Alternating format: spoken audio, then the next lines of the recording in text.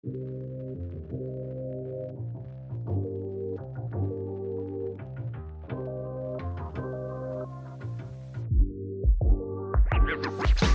everybody, in this video we're going to talk about 5 of the really most underrated places to live around Indianapolis. So we're not talking about living in the city of Indianapolis in different parts of it, but around Indianapolis and places that are a little bit overshadowed, I'd say, by some of the other places around Indianapolis.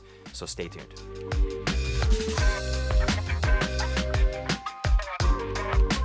Hey everybody, I'm Jason Compton with the Compton Home Group. Welcome back to the channel. If this is your first time to the channel and you want to know everything there is to know about living in Indianapolis or any of the areas and suburbs that surround Indianapolis, then make sure you hit the subscribe button and tap the little bell so you're notified every time we do a new video each and every week. Now, we get reach outs of all types from people all over the country with questions, of course, about Indianapolis, but also the surrounding suburbs of Indianapolis. So if you have questions at all about any of those areas, then don't hesitate to reach out any way that you know how. We'll always have your back with those questions, and we'll certainly have your back whenever it comes time for you to make your move to the Indianapolis Metro. So in this video, we're gonna get into 5 of what I feel like are the most underrated places around Indianapolis. Now, when you're researching Indianapolis, or maybe not Indianapolis, the city itself, but maybe some of the suburbs around it, Carmel and Fishers come up a lot. And very easy to find information, for the most part, on Carmel and Fishers, the good stuff, I'd say. And there's a big reason that they do come up a lot. They're fantastic places to live, especially for families. Super high quality of life, and I mean, you just go on and on and on about a lot of the pros through there, but they aren't the only places around Indianapolis that are fantastic. There's actually a pretty long list. It's just a matter of what your preference is, and honestly, what your location is too. So, you know, if you're working downtown Indy, or if you work on the south side, Carmel and Fishers might not work for you because the commute's gonna be really too bad. Or if you have to be to the airport a lot, maybe several times a week or something like that, they may not be the best spot. So while they are great, it is sometimes good to keep your options open and maybe take a look at some of these other places that just get overshadowed, unfortunately, by Carmel and Fishers, and even sometimes Westfield too. So anyhow, this list right here is just my list of places that I'm a really big fan of, and I really like for a lot of reasons. And it's just that I feel like they get pushed aside sometimes, which is really too bad. So we'll get into those 5. So the first place that I feel like is really underrated and overlooked around Indianapolis is Brownsburg, Indiana. This is a great little place. It's not huge, a little under 30,000 people or so, but they have fantastic schools, and it's a very quiet suburb with extremely easy access to Indianapolis. You have Avon just to the south and everything that Avon offers, and Brownsburg offers quite a bit as well, but it is very quiet, and I do like the way that the schools are situated there. I mean, geographically, a lot of the schools are kind of centrally located in Brownsburg, so you can live in a lot of different places in Brownsburg and never be that far from your kid's school, which is pretty cool because, you know, if you have kids and you're taking them to school every single day, or they ride the bus, then they don't have to worry about really a long drive, or you don't have to worry about a long drive to get into that school. But I like this place so much because of just how residential it feels. It doesn't feel tremendously commercial like some of the other suburbs. They can get a little bit busy, and you can get all of the typical commercial stores that you're gonna find really kind of all over the country. Brownsburg has a little less of that. And just its easy access to Indianapolis is fantastic, but it's next to Eagle Creek Park. And this is one of the largest municipal parks in the entire country. It has an enormous reservoir in the park itself. I think it's about 1,400 acres or so of water. And the park all told is, I don't think it's quite 4,000 acres, but it's pretty darn close to that. And it's just a great place because it is truly almost a nature preserve. You don't have homes in the park on the water. You can't go there and take your speedboat and ski or anything like that, but you can sail on it, you can kayak on it, you can fish there. And it has plenty of hiking trails and running trails. It is just one of the best places. I mean, it's a true gem, honestly, in Indianapolis. And Brownsburg, you're right there on the doorstep of it. All right, the second place that I feel like is overshadowed and underrated is Noblesville, Indiana. And you'll kind of notice that some of these are geographically spread around for sure, but Noblesville is one of them that is bunched right in there with Carmel and Fishers, and I wouldn't say competing with it, but certainly up there on the same stage as Carmel and Fishers on that north side. And when people are looking at Carmel and Fishers, Noblesville always comes into question. And why don't I hear as much about Noblesville as I do about Carmel and Fishers? And honestly, I don't know why. Noblesville is a really good place. It is a place that I'm a big fan of.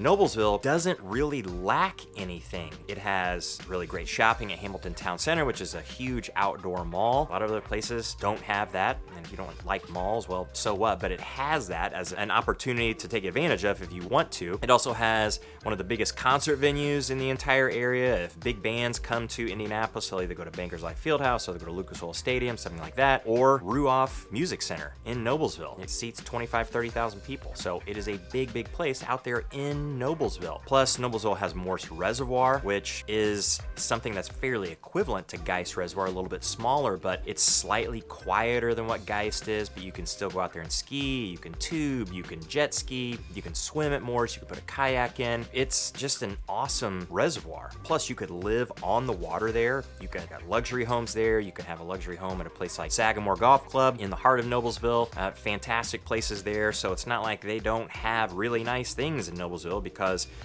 there are some very nice things in Noblesville, no doubt about that. But on the other end of that, Noblesville also is more affordable than what you have in Carmel and Fishers. You're going to get just a little bit more for your money and probably have a little bit more choice in Noblesville than you're going to have in some of the other places. So I just don't understand a lot of times why it's so overshadowed, because it's just lacking almost nothing, really. But anyway, it is, and I'm a big fan of it. I do like it, and it's a place that I think if you're looking to live on the north side, it's a place that you should consider for sure. Another place that is underrated and maybe not necessarily overshadowed by another suburb, but Greenfield, Indiana, way east. So it's far enough east to where it's hard to say that it's really a suburb of Indianapolis, because it's not really connected to it. There's a little space once you go east on I-70 between Indianapolis and Greenfield, but it kind of is. That gap is closing for sure. And it's not a big city at all. We're talking a little over 20,000 people or so, and it's just a place that if you want just a little bit more rural, even though Greenfield has pretty much everything that you're gonna need. It's gonna have a lot. It has grocery stores, it has shops of all different types, and you're not gonna lack really anything like that. Walmart, Home Depot, things like that it has, but it's a little bit more rural. And to the north of Greenfield especially, it's growing. When you get up into Fishers, Fishers is growing and growing. It's gonna be over 100,000 people before too terribly long, and it's getting a little bit busy and a little bit crowded for some people. Now, of course, if you live in Manhattan or middle of Los Angeles, it's not going to seem that busy at all. But for somebody who wants a little less busy, but they still want to remain fairly connected to Indianapolis, or at least have easy access to it, Greenfield is a great place. Plus, it's in Hancock County, and depending on where you live in Greenfield, a little further north, a little further south, or maybe even out a little bit to the east, you could be in a slightly different school district. And the school districts out there in Hancock County are very highly rated, but one of the big things about them is that they're much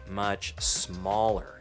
So much smaller. When you're talking about at the high schools being just a little over 1,000 kids, like at Mount Vernon High School just to the north, or New Palestine High School just to the south, or even Greenfield Central Schools and the high school there, they're all not very big. So while that may not be a great fit for everybody, some people want to go to a much bigger school, some people don't. And if you live in some of these bigger suburbs like Carmel and Fishers, then that's what you are going to do. You are going to be going eventually to a very large high school, unless you opt for a private school of some kind, where it is going to be much smaller.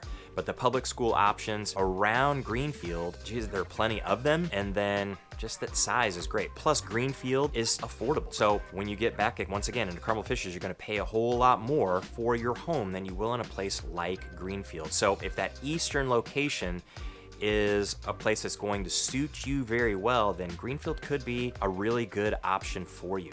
Now another place, so I kind of out on that east side. If you want a place that doesn't have a lot, and doesn't have a lot now, didn't have a lot really in years past, and probably won't have a lot for the near future, although I think way down the road it's going to get much, much bigger and probably a little bit busier. But as it stands right now, you want a place that's very quiet, not a ton going on, but still close to everything. That would be McCordsville, Indiana. So McCordsville is a place that Fishers has expanded so far to the east that McCordsville and Fishers are essentially now smacked up against one another. So McCordsville could be argued that it's kind of a suburb of Fishers, but also it's a suburb of Lawrence or Indianapolis on the east side. Now Lawrence is a separate town, but when you live in Lawrence, you could have an Indianapolis address, or you could have a Lawrence address. It gets kind of complicated through there. It's an excluded part of Marion County, but that's essentially Indianapolis. And so McCordsville is just off to the east of that, but McCordsville is definitely not very big. We're talking under 10,000 people, but a lot of new construction is happening out in McCordsville, and people are going to it for the same reasons they might go to a place like Greenfield.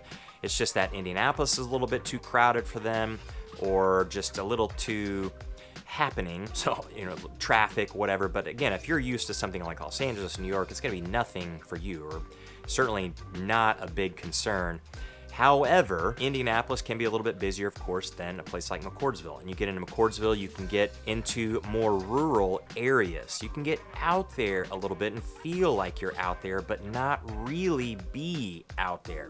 But again, McCordsville doesn't have a lot. You'd have to go either into Lawrence or Indianapolis or Fishers for the most part to basically go anywhere. And they've got some pretty cool places right in the downtown area of McCordsville, although it's not really downtowny, I would say, like you would think of with downtown Indianapolis or Arts and Design District in Carmel, something like that. But you have Scarlet Lane Brewing, Trax Barbecue, just a couple little cool spots right in that area. And there's also a Meijer, which, if you're not familiar with, is like a Walmart or a Super Target, any kind of store just like that, one of these monstrous stores that just have clothing, groceries, hardware, outdoor things for your patio, whatever.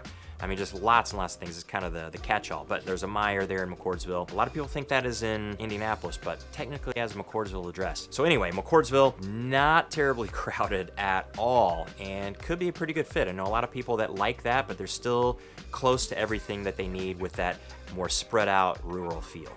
Okay, so the last place that I feel like is pretty underrated, honestly, and overshadowed by a lot of other spots is Plainfield, Indiana. Now, Plainfield is a place that people on the west side, people that live in Plainfield, and a lot of people around Indianapolis, they know about Plainfield and are pretty big fans of it.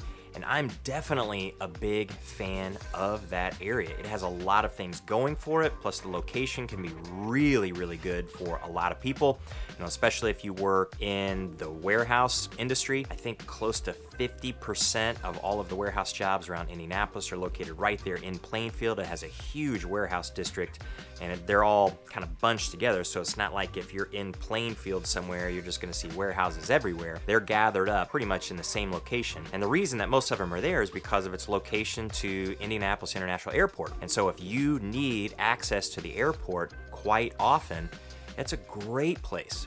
And then you have I-70 through there, which is actually Super 70, exceptionally wide. It's been renovated and improved here over the last 10 years or so dramatically.